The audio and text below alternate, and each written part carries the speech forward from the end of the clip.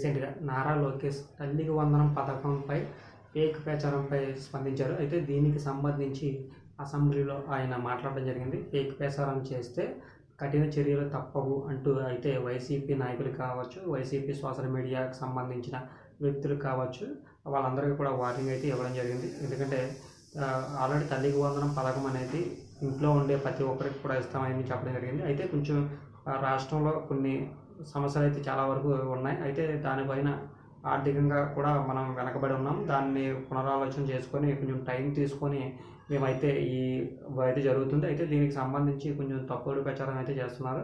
వాళ్ళందరికీ కూడా కఠిన చర్యలు తప్పవు అంటూ వాళ్ళందరినీ కూడా హెచ్చరించడం జరిగింది.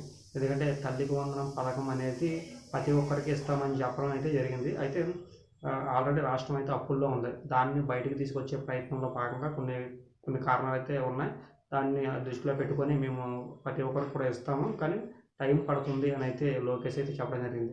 అయితే అసెంబ్లీలో ఆయన ఈ కార్యక్రమం గురించి చెప్పడం జరిగింది. దాని గురించి తప్పుడు ప్రచారం చేసిన వైసీపీ నాయకుల పైన కానీ, సోషల్ మీడియా పైన కానీ కఠిన చర్యలు తప్పవంటూ వార్నింగ్ అయితే ఇవ్వడం జరిగింది.